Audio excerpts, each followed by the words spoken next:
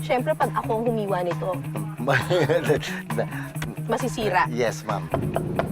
Di ba ibang isang sako lang ang gawin natin ngayon? Kuya, malapit na maubos yung sako natin. Sibuyas, done. At isang balde ng luha.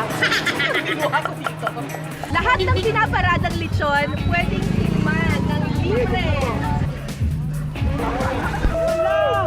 Hindi pwedeng tubig lang, kailangan may shampoo rin. Araw-araw, 2 tonelada ng balat ng baboy yung kailangan nila dito sa factory ito para lang makagawa ng chicharon.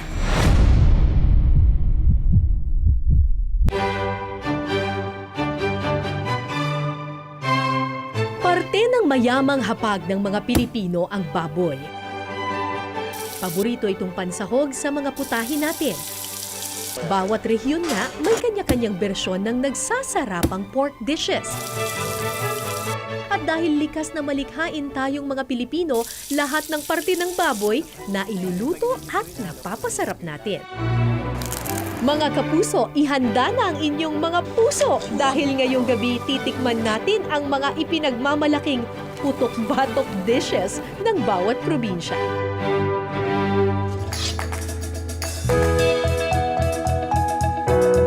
Kapag pumunta ka sa Ilocos, hindi pwedeng mamiss mo ang bagnet. Nandito ako ngayon sa Narvacan, ang bagnet capital ng buong probinsya ng Ilocos Sur. At kasama ko dito ang isa sa mga sikat na tagagawa ng bagnet, si Mang Mauro. Kayo ang bagnet king. Siguro, ma'am. Industriya na dito sa Narvacan ng ang pagbabagnet. Yes, Sabi ma'am. nila dito daw nagsimula yung pagbabagnet. Yun ang sabi ng matatanda, ma'am. Na talagang dito Na dito daw. raw nagsimula ang bagnet. Oo, at kaya nandito ang pinasarap kasi dapat doon tayo sa original. The Yes, original is always the best. So ito yung ating pork belly. Yes, Pork ma'am. belly ito. Paano po ito hinihiwa? Hinihiwa po ito, ma'am, pahaba. Pahaba. Pag ganito, ma'am. Eh, may butong ganun. Yes, ma'am. Liempo o pork belly ang best part ng baboy na gawing bagnet. Bukod sa pantayang laman at taba, malapad din ang balat nito. Ma'am. Siyempre, pag ako ang humiwa nito, masisira. Yes, ma'am. O pagkatapos po natin itong Huhugasan, hiwain. ma'am. Uy, alam mo, belly to, nandun pa yung dodo nung Ano pong gagawin? Hahanapin mo yung mga dumi-dumi, ganyan? Yes, ma'am. Kasi pag hindi nahugasan na maigi itong karne, ma'am, mangingitim yung bagnet, ma'am. Ah, ganun. So, ito po, pagkatapos po natin hugasan, ano nang gagawin? Titimplahan na po natin ng asin. Wala pong timpla to, ma'am. Walang asin, walang betsin ito, ma'am. Ah, walang timpla! Yes, ma'am. Matapos linisin ng liempo, isasalang ang mga ito sa talyasi o malaking lutuan na may maligamgam na mantika. 3 oras lulutuin sa pinaghalong mantika at tubig ang pork belly para lumambot ang laman nito. Pero kasi di ba kapag nagluto ng lechon kawali, pinapakuluan lang sa tubig lang. Oo, yes, Oo, ma'am. pero yes, ma'am. ito, pinakukuluan sa tubig at mantika. Yes, ma'am. Ah, bakit kailangan may mantika rin? Yung kasi ang tradisyon namin dito, ma'am, eh. At saka mas maganda kasi ang pagkakaluto pag mantika at saka tubig, ma'am. So pagkatapos ng 3 oras, ganito na yung magiging itsura ng ating bagnet. Mukhang malambot na siya. Ganun Yes, ba ma'am. yun? Yes, ma'am. Ang lambot-lambot na nung balat, tignan mo. Para siyang jelly. Yung wow! Ang lambot na! Lambot na talaga yan, ma'am. Sobrang lambot nito. Eh yun naman ang di ba, ang sikreto talaga ng masarap na bagnet. Crunchy on the outside, very, very tender on the inside. At para maging malutong ang balat ng bagnet, muli itong iluluto. Idi-deep fry naman ito ngayon sa kumukulong mantika. Okay, so ito na yung exciting part ng pagluluto ng bagnet. Ito na yung pangalawang luto. Yes, ma'am. Yes. Talagang kumukulong mantika to. Yes.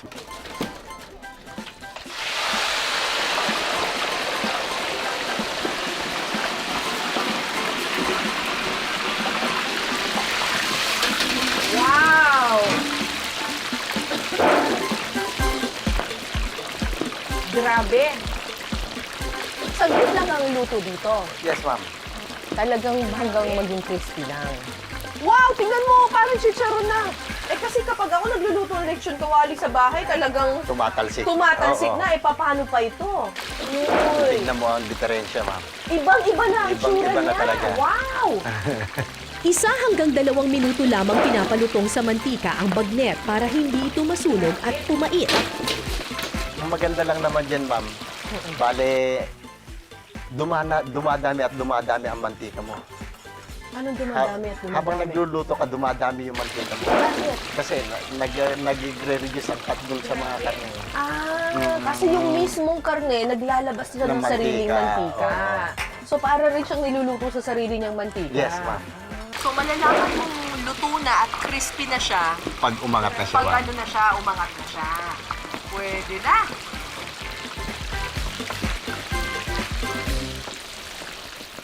At ang pinakamasarap na parte ng pagbabagnet ay ang pagkain. Let's go, tingnan mo to, oh. Parang natatakot na yung puso ko. Yung high blood ko, sabi niya, high blood, high blood, high blood. So, ganyan na siya binibenta sa ano? Yes, ma'am. Wow! Grabe! Sobrang crispy. Malambot na siya, kuya. Malambot talaga, Ako ma'am. nga pa-try kung malambot talaga. Mahina ako mag-ano eh. Ay, grabe ang lambot. Sobrang lambot. Grabe. Tapos talagang pag isang hiwa mo pala na ganyan, yun oh. Naririnig mo yung pagka-crunchy niya. Grabe. Look at that. So, tikman na natin. Kinamay ko na lang talaga, sorry. Ito ba yung pinakamasarap na Yes, parte? So, saan po natin ito isasawsaw? Sa suka, ma'am. Sukang Iloco. Yes, ma'am. Pwede rin sa kamatis, KBL, kamatis bagoong sibuyas. Sobrang lambot. At saka natural na natural lang talaga. Walang asin, Walang alat, Oo. walang asin. Talagang kung ano yung baboy lang talaga. Ganun. Yes, ma'am. Tikman natin to.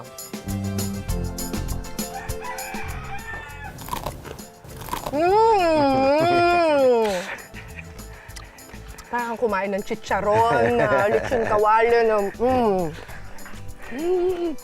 nalalasahan ko yung mantika. Napapaganon ko. Ang sarap!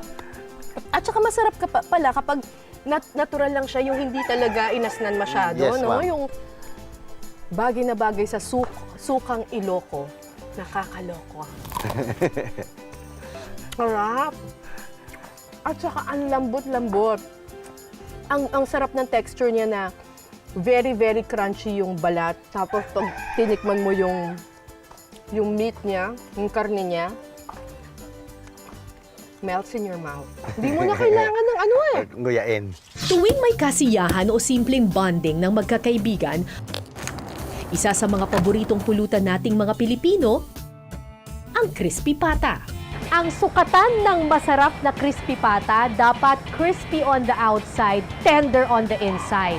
Ang kanilang crispy pata daw, hindi mo kailangan ng kutsilyo, ang kailangan mo lang raw sa sobrang lambot nito, popsicle stick. Wow! Mukhang crispy-crispy, oh. Oh my gosh, tingnan mo. Natanggal ko kaagad yung kuko. At meron siyang popsicle stick kasi daw, ito daw ang panghiwa. Tingnan nga natin. Oo nga, no? Oh my gosh. Oh my gosh, ganun talaga. Pinupush mo lang ng ganun. Oh my gosh, walang kahirap-hirap. Parang pwede mo nga pilasin lang to eh. Shucks, sobrang lambot. Tikman nga natin to. Alright. Sobrang lambot. Kahit wala kang ngipin, sobrang sarap. Parang lulunukin mo na lang to eh. Ayun, crispy. Sukatan ng masarap na crispy pata. Crispy na balat. Akala mo kumakain ka ng chicharon. And look how tender it is. Tingnan mo, oh. Ganyanin mo lang, oh. Ayun, falling off the bone. Eh bakit nga naman? Hindi. Eh 5 oras tong pinakuluan, 12 hours na minarinate, tapos niloblob sa kumukulong mantika. Tapos, ang masarap dito sa crispy pata na to, may iba kasing crispy pata parang medyo parang maanta, parang ganun, parang may aftertaste. Pero ito, ang sarap lang eh. Fresh na fresh kasi. From the farm, to the kitchen, to our table. Oh my God.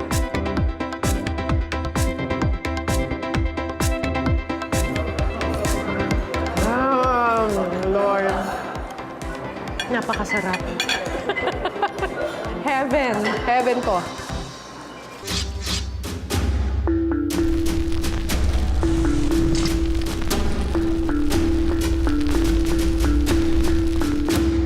Sa malutong nitong balat, malambot at makatas na laman mula ulo hanggang paa, masarap iulam, the best papakin, ang star ng lahat ng handaang Pinoy, lechon. Ang salitang lechon ay mula sa Spanish word na leche o milk.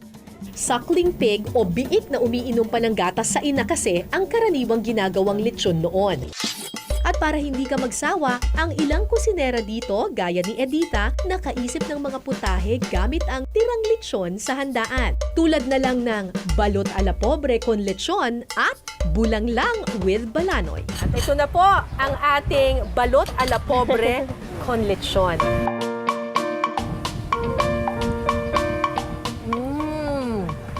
Napakalinamnam ng butter. Yes, ma'am. Hindi ko ma-imagine na bagay pala yung lechon at saka yung balot. Pero ito, masarap ha? Alright, ito na ang ating bulanglang con lechon.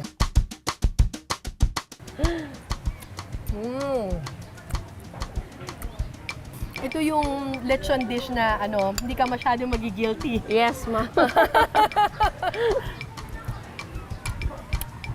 Hindi ko siya ma-describe eh. Para siyang, iisipin mo, para lang siyang simpleng nilaga. Pero iba kasi talaga yung flavor ng lechon eh. Sarap! Very good.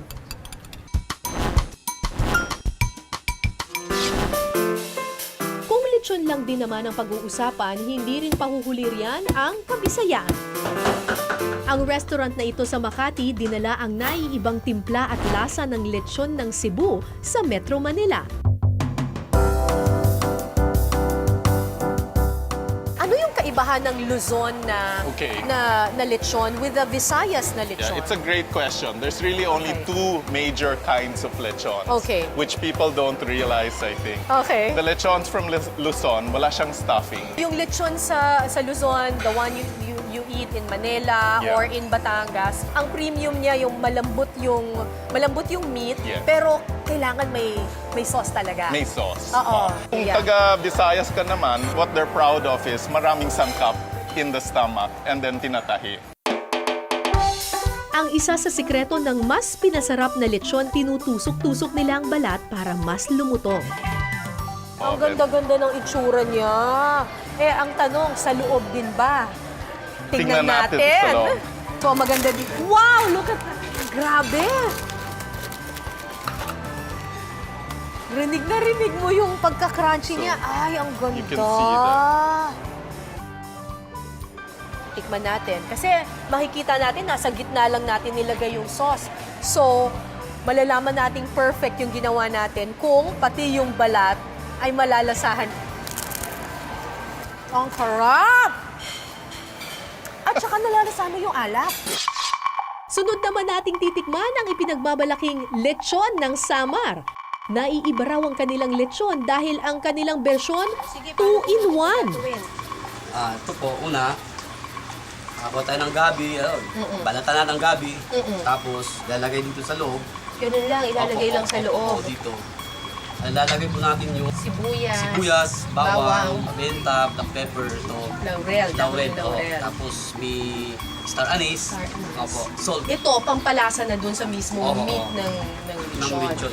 Tanglad po. Okay, tanglad din sa amin. Ito, sibillino, yung onion rings. Civilian tawag dito. Dito sa Calbayog Samar, meron silang ibang version ng lechon. Yung lechon baboy nila, merong lechon manok sa loob. Kakaiba. So, itong lechon na to, nilagyan na natin ng tanglad, ng gabi, ng kamote, at lahat ng mga pampasarap. Opo. Pero hindi pa yan enough.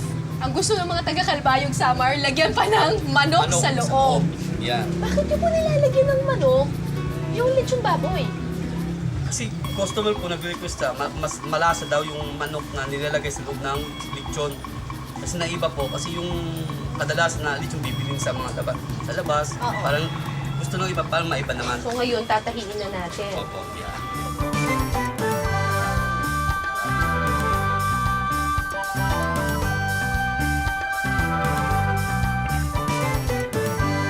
So ang mangyayari ngayon dito, yung natural na mga oils and flavor at lasa ng baboy, Opo. hahalo siya doon sa kamote, sa gabi, at doon sa manok. po, oo. So magkakaroon daw ng ibang lasa yung manok at saka gabi.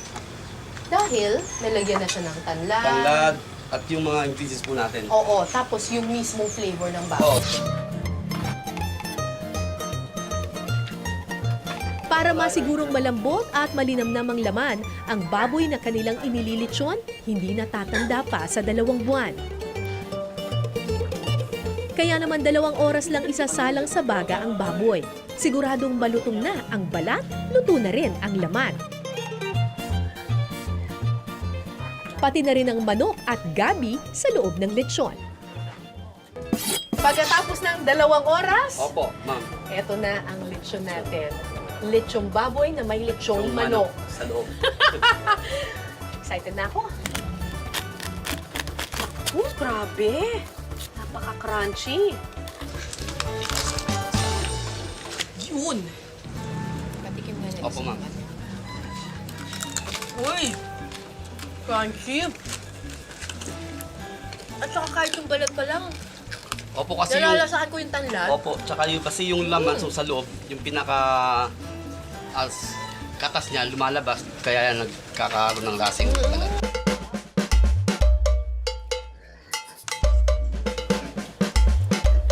Oo nga po.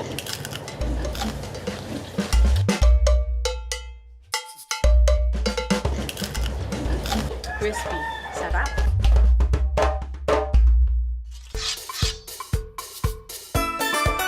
Sa pagpapatuloy ng ating pork dish food adventure, magtutungo naman tayo sa Santa Maria, Bulacan.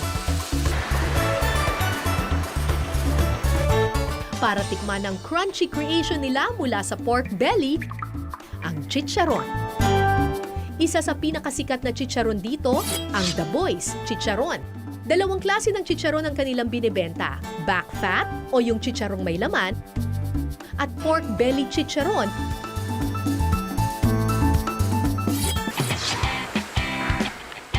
Andito tayo ngayon sa Santa Maria, Bulacan at ang katabi ko dito, si The Boy, isa sa mga sikat na chicharon makers dito sa Santa Maria, Bulacan. Salamat po sa pagpapaunlak niyo sa amin dito. Salamat din po sa pagpunta niyo rito. Nako, mukhang putok-batok ang araw-araw niyo pala, Sir The Boy, ano? Hindi po. Araw-araw po, kinakain ko rin yan. Wala pa po kayong sakit, Sir. Medyo mataas ang kolesterol. Ipapakita sa atin ni Sir The Boy kung paano yung pagluluto nitong napakasarap na chicharon. So ito pong area na to, Sir, Ito yung chopping po. chopping. Ang una nating iluluto ang back fat chicharon. Hihiwain ng maliliit na piraso ang balat ng baboy. Kailangan may galit ka talaga yung ganong klaseng paghihiwa. Araw-araw, 2 tonelada ng balat ng baboy yung kailangan nila dito sa factory ito para lang makagawa ng chicharon. At dahil naubusan na daw ng supply, hindi na kaya ng supply ng mga baboyan dito sa Santa Maria, ini-import pa nila galing sa Europa, specifically galing sa Spain. Pagkatapos i-chop-chop yung balat ng baboy, dito na tayo, uy, amoy na yung chicharon dito ah. Sinasangkot yan nila po. Yung unang pagluluto. Unang pagluluto, sinasangkot siya. Apo. So, hindi siya deep fry. Hindi po. Yung taba niya, kakatas na. Opo, yung mantika niya, lalabas na doon sa taba. Gaano katagal po yung sasangkutsain? Mga 1 oras po yan. Diyos ko, 1 oras, ganyan lang ng ganyan. Okay. Kasi pag hindi niyo po hinalo, masusunog yung ilalim. Pagkatapos isang kutsa, patutuyuin ito ng magdamag. So pagkatapos pakatasin yung mantika sa taba, ito yung magiging itsura niya. Opo. Tapos kinabukasan, ito po, re-recook naman ulit. Hindi masyadong mainit. Na hindi masyadong mainit. Palalambutin lang para lumambot yung hipo niya, gano'n, no? Po dito. Kailangan may pangatlong luto pa. So tinanggal muna yung mantika, sa pangalawang luto, pinalambot yung balat, kailangan malutong ang chicharon Dito na po. dun sa pangatlong luto. Wow! Ayan, nakikita ninyo talagang nag-ano na siya, nagko-curl na siya ng ganon. Ito na yung alam nating itsura ng chicharon. Opo. Ayun! At eto na po. Wow! Ano po yung nilalagay ninyo, sir? Flavoring, ma'am. Kailangan habang mainit, doon nilalagay yung flavoring. Para yung kapitan siya habang basa ng mantika. So, ito na yung ating thrice cooked Opo. chicharon. I-check natin kung talagang kumatas yung mantika nito. Wow! Butas. Ang harap. Tapos kung mapapansin niyo, butas siya sa loob, oh. Kasi Ang ibig sabihin niyan, Wala na kumatas na kasi yung mantika. Usually, yung taba, yung balat, meron siya nakadikit na taba. Pero dahil sinangkot siya nila doon sa first cook, ang nangyari, natanggal na yun. natanggal na yung mantika. Kaya hindi natakot kainin. Hindi na daw nakakatakot. nakakatakot kainin. Kung linamnam at takam factor ang labanan, pagdating sa pork dish, hindi pa kakabog dyan ang mga Kapampangan. Dito sa Pampanga na culinary capital of the Philippines, matitikman ang binansagang greatest pork dish on earth ng New York Times. Ready na ba kayong lasapin ang sarap ng sinful yet tasty na sisig? Gawa sa tinadtad na maskara o tenga at mukha ng baboy ang sisig. Isang babae sa pangalang Lucia Cunanan ang nakaisip daw ng isang kakaibang putahe na gamit ang tinadtad na baboy, may suka at kung ano-ano pa. Kaya nga siya tinawag na Sisig Queen. Alamin natin ang original recipe ni Sisig Queen sa Aling Lusing Sisig. At kasama natin ngayon si Zenny Cunanan, anak ni Aling Lusing. Anong year ba nagsimula yung Aling Lusing Sisig? 1974. 1974, so 43 years, kaedad ko pa. Ako, matanda na pala talaga tong Aling Lusing Sisig. At syempre, pag sinabing sisig, ang main ingredient nito ay baboy. Yes, ulo ng baboy. Ulo talaga ng baboy, hindi yung laman. Talagang ito, tapos Anong gagawin natin dito sa ulo ng baboy na to? lilinisin muna natin. Paano, turuan mo ko? Alisin natin yung mga balahibo niya. Yan. I-shave lang natin, Oo, ganyan. yan, oo. Talagang mas masarap ang sisig kapag ulo ng baboy ang ginamit. Yung taba at saka yung laman, nagmi-mix. Hindi siya dry na kagaya ng lagyan mo ng iba, yung puro laman. So isipin nyo na lang, yung ulo ng baboy na patapon para sa ibang lahi, Oo. sa atin napakinabangan natin. Kailangan daw munang pakuluan sa loob ng 1 oras ang maskara ng baboy. Pagkatapos, ready na ito para sa next step, ang grilling. Kapag naihaw na, pwede na itong tadtarin. Ihalo ang atay, iba pang pampalasa at syempre, sibuyas.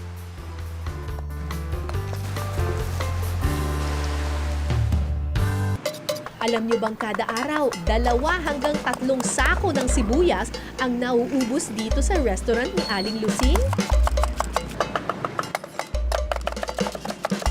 At dahil nandito na rin ako, tutulong na rin ako sa pagtatalo ng sandamakmak na sibuyas. Sila kuya at ate, ang mga lumuluha araw-araw.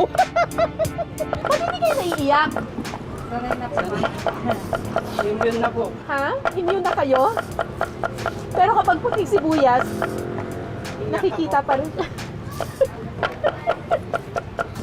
Tatanggalin ko na lang yung pilik mata ko. Okay, game! Pwede Pwede bang ibang isang sako lang ang gawin natin ngayon? Kuya, malapit na maubos yung sako natin. Sibuyas, done. At isang balde ng luha. Ang niluha ko dito. Yes! Pwede na tayo magluto ng sushi.